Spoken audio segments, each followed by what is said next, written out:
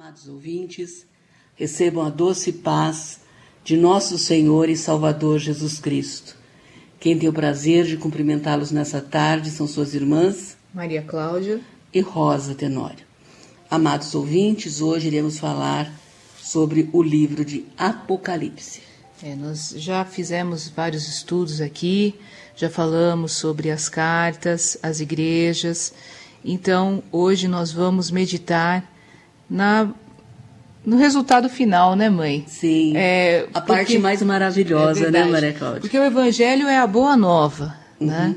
E muitas pessoas, quando pensam em Apocalipse, mãe, pensam em caos, né? Pensam em coisas ruins, né?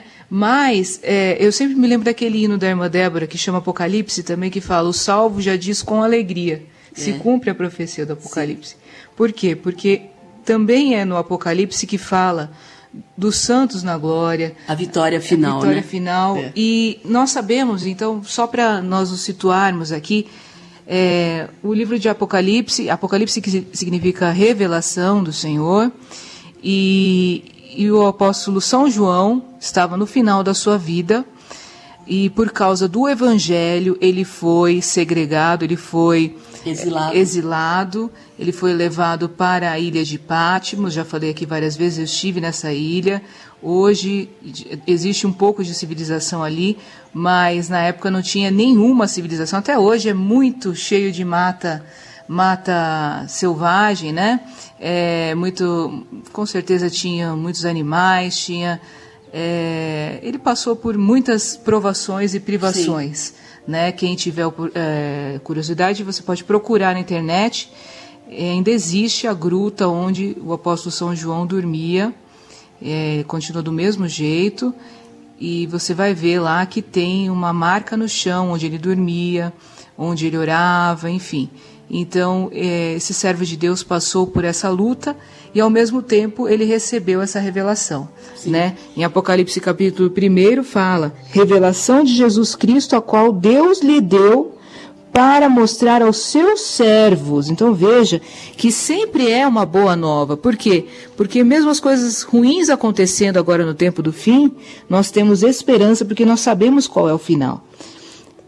Aos seus servos as coisas que brevemente devem acontecer, e pelo seu anjo as enviou e as notificou a João, seu servo, o qual testificou da palavra de Deus e do testemunho de Jesus Cristo e de tudo o que tem visto. Bem-aventurado aquele que lê, feliz é aquele que lê, e bem-aventurado os que ouvem as palavras desta profecia e guardam as coisas que nela estão escritas, porque o tempo está próximo.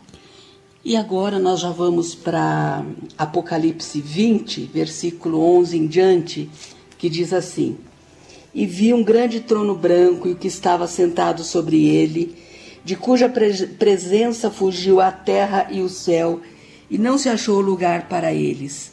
E vi os mortos, grandes e pequenos, que estavam diante do trono, e abriram-se os livros, e abriu-se outro livro, que é o da vida.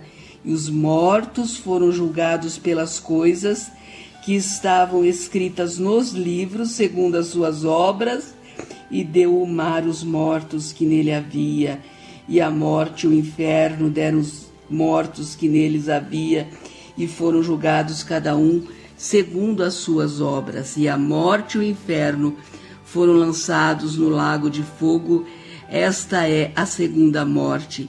E aquele que não foi achado escrito no livro da vida foi lançado no lago de fogo. Veja que existem dois livros, né? Um é o livro da vida e o outro é o livro das obras. Aqueles que foram lavados e redimidos pelo sangue de Jesus, eles foram perdoados de todos os seus pecados e foram escritos os seus nomes no livro da vida. Esses não terão que passar pelo julgamento. E quem for perdoado não é julgado. Não, né? E nem tem que ler o livro das obras. Por quê? Porque já está perdoado e não vai ser julgado e só vai verificar lá se está o nome no livro da vida. Agora, aqueles que não receberam a Jesus como Salvador, aqueles que recusaram o sacrifício do Filho de Deus, eles vão ser julgados segundo as suas obras que estão escritas no livro das obras, nos livros, né, que são vários livros.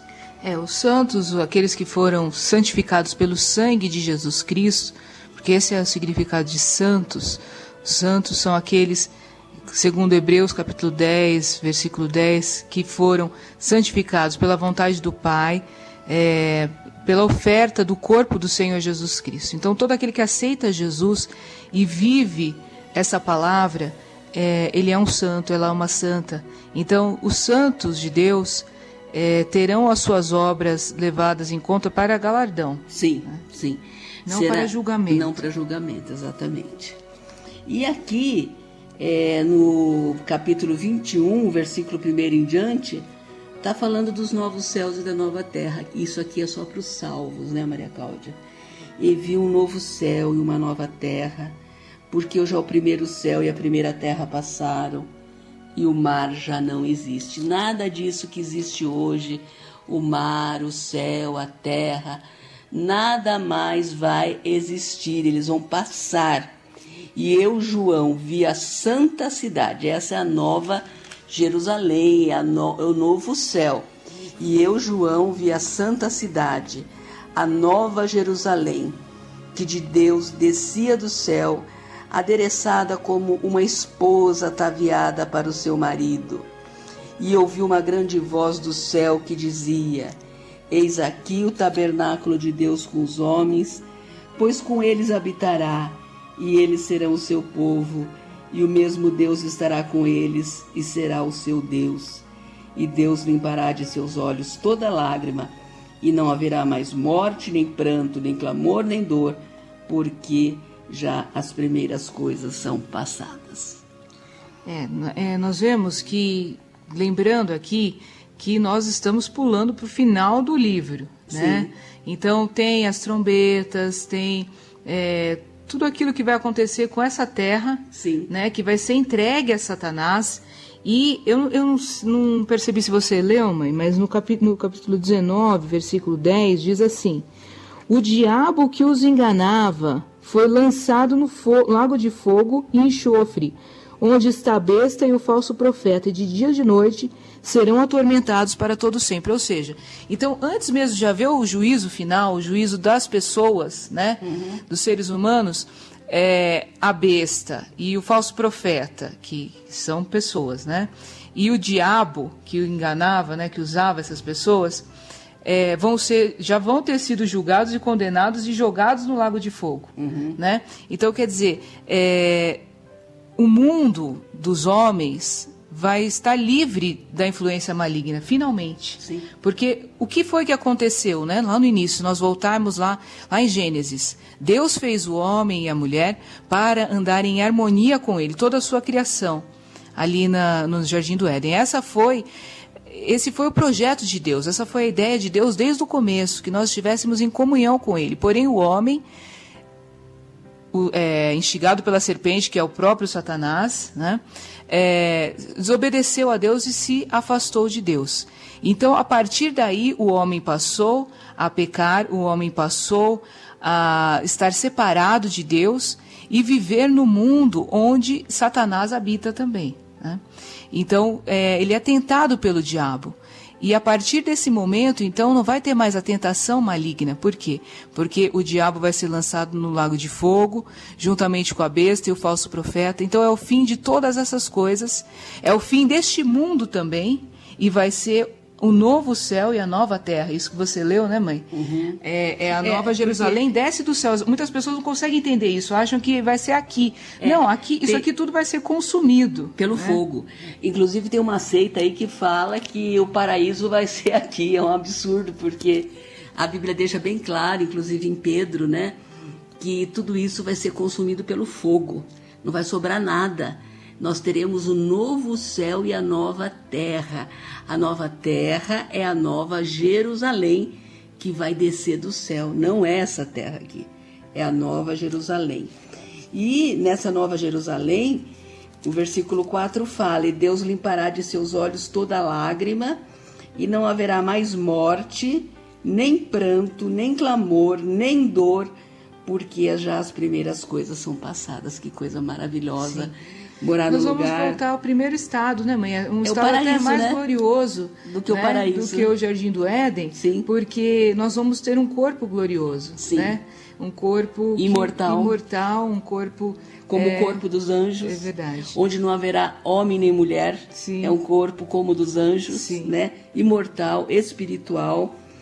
E no versículo 5 fala assim: e o que estava sentado sobre o trono disse: eis que faço novas todas as coisas.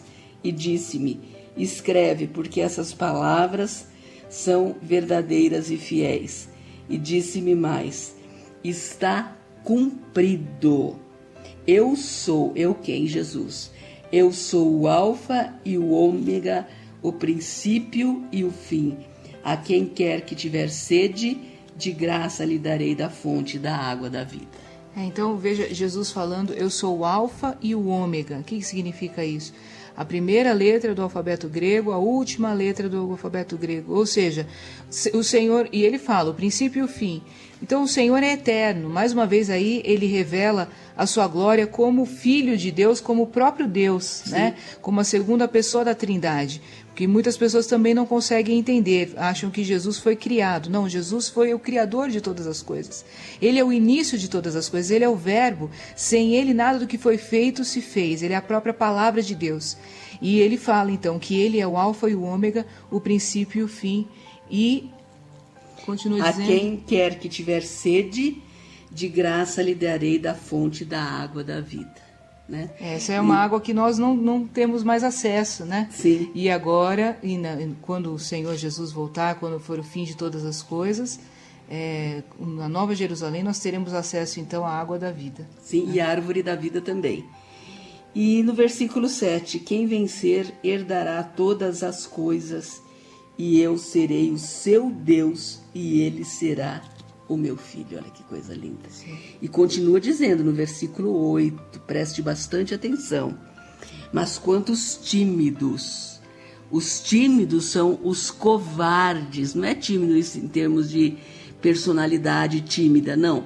São os covardes, aqueles que negam a Jesus. Mas quanto aos tímidos e aos incrédulos, claro que os incrédulos ficarão de fora, porque a salvação é pela fé em Jesus. Mas isso é uma coisa que muita gente não entende, né, mãe? Que a pessoa fala: mas a tal pessoa é boa. Mas não creu. Ela faz bem para as pessoas, ela não faz mal para ninguém. Mas o mal está dentro do nosso coração desde o dia da queda. Sim. Né? Então, nós temos que nos arrepender e crer no Senhor. Os incrédulos não herdarão. Não. Mas quanto aos tímidos e aos incrédulos e aos abomináveis e aos homicidas e aos fornicários e aos feiticeiros e aos idólatras e a todos os mentirosos, a sua parte será no lago que arde com fogo e enxofre, o que é a segunda morte. Alguém pode pensar: mas puxa vida, o mentiroso vai estar junto com o homicida, que é o assassino, vai estar junto com os feiticeiros, vai. Jesus deixou bem claro, né, mãe? Acho que é João capítulo 8 que ele fala: vós tendes por pai o diabo, ele foi homicida e mentiroso desde o início. Desde o princípio. Porque o diabo é o pai da mentira.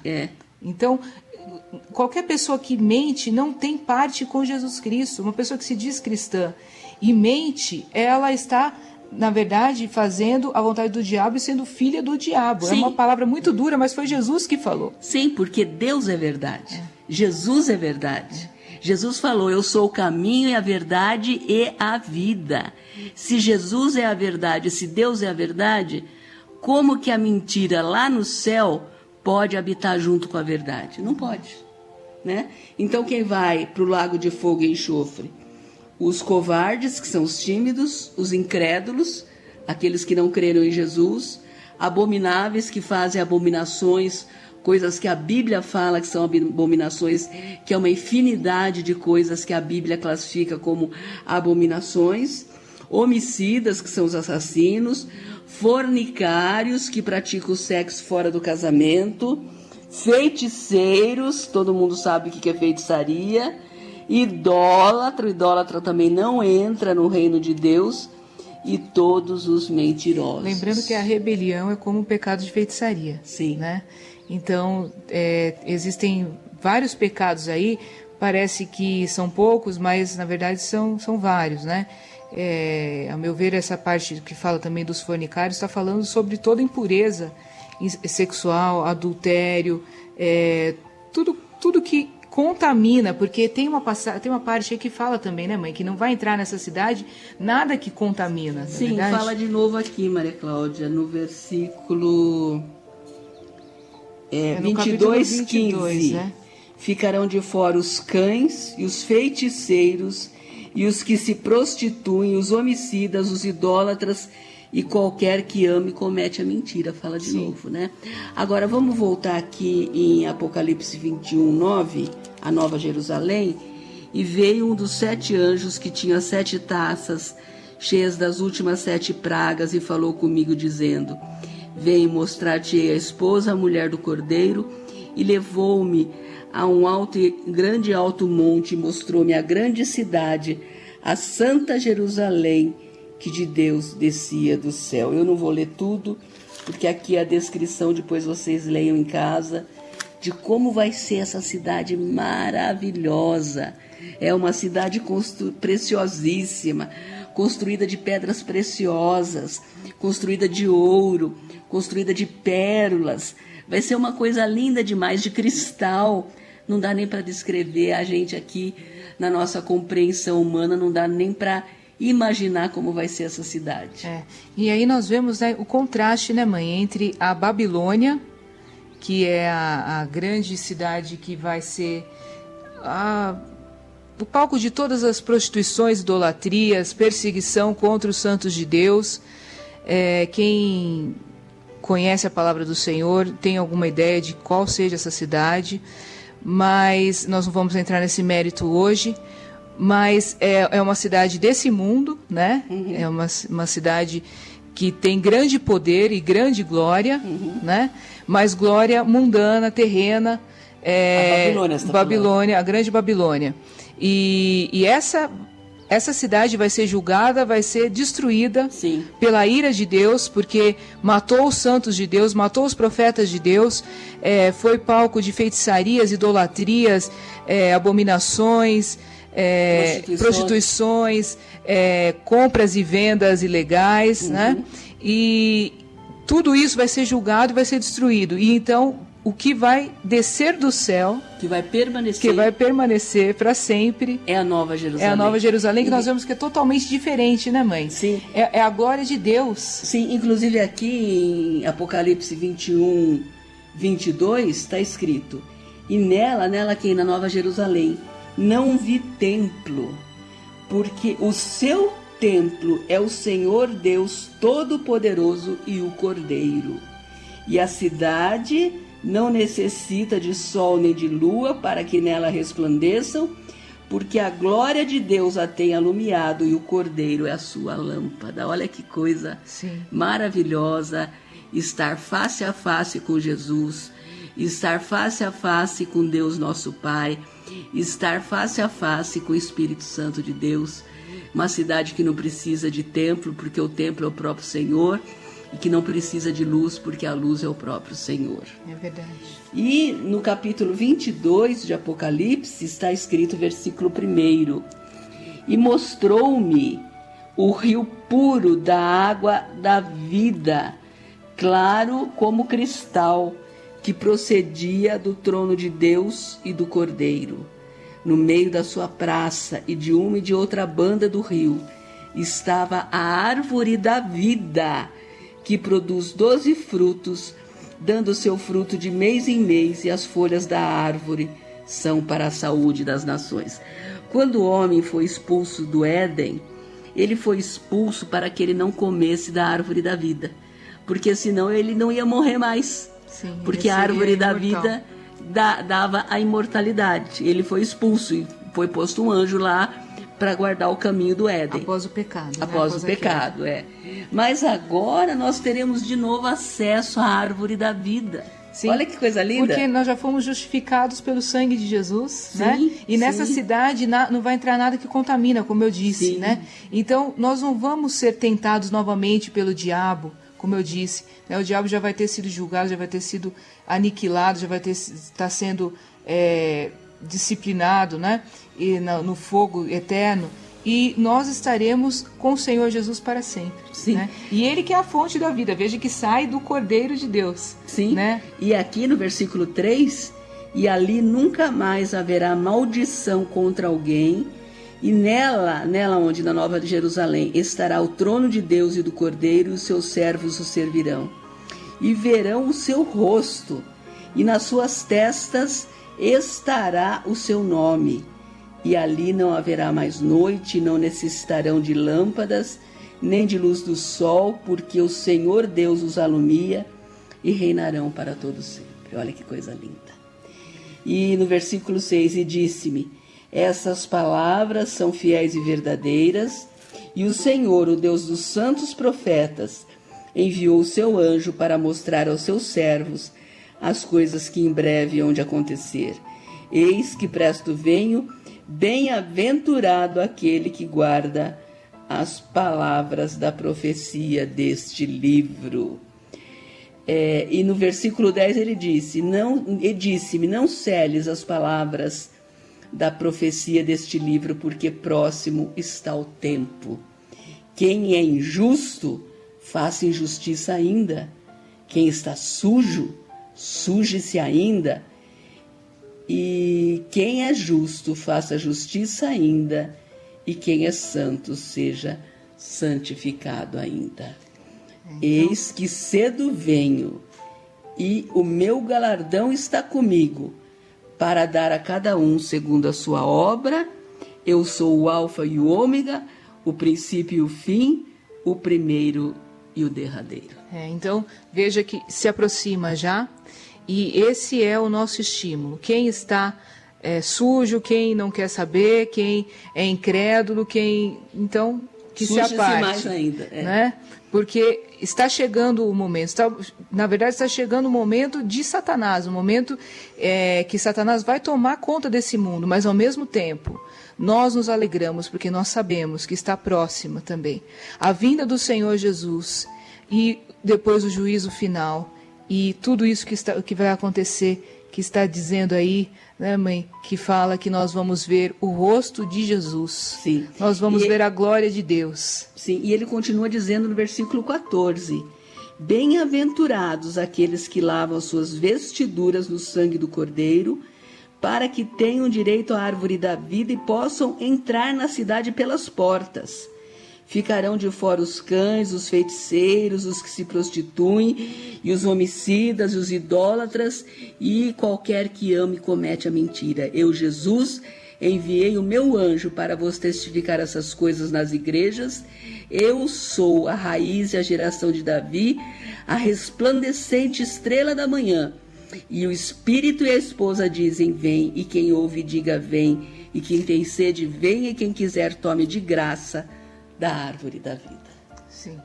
Porque eu testifico a todo aquele que ouvir as palavras da profecia desse livro, que se alguém lhes acrescentar alguma coisa, Deus fará vir sobre ele as pragas que estão escritas neste livro, e se alguém tirar quaisquer palavras do livro dessa profecia, Deus tirará a sua parte da árvore da vida e da cidade santa que estão escritas nesse livro. Aquele que testifica essas coisas diz, certamente sendo venho. Amém. Ora vem, Senhor Jesus. A graça de nosso Senhor Jesus Cristo seja com todos vós. Amém. Amém. Glória a Deus. Então, vamos lavar as nossas vestes no sangue do Cordeiro todos os dias para entrarmos na cidade pelas portas. Sim. E podermos ver o rosto de Jesus. Sim. Não é? Tem um hino que eu gosto muito que fala mais ou menos assim em português: eu só quero ver o Senhor face a face. Sim. É só isso que eu quero. Né? A gente não precisa de mais nada, a gente só precisa olhar para a face de Jesus, porque naquele dia tudo vai vir dele, né? O rio da vida flui do Cordeiro, a árvore da vida vem da santificação que nós vamos ter no sangue do Cordeiro. Então, nós precisamos só lavar as nossas vestes no sangue do Cordeiro e ter esse alvo todos os dias. Eis que venho, eis que cedo venho. Quem ouve, diga amém, diga vem. Ora vem, Senhor Jesus. Vamos orar. Senhor Jesus, nós estamos na Tua presença, ó Pai. Obrigada, meu Deus, pelas Tuas promessas, Senhor. Ó Senhor, venha lavar as nossas vestes, Senhor, no Teu sangue. Ó Deus, nos ajuda, Senhor. Nós sabemos que agora é o momento que Satanás está desesperado. Ele sabe que ele tem pouco tempo. Ele está sendo lançado sobre a terra cada vez mais.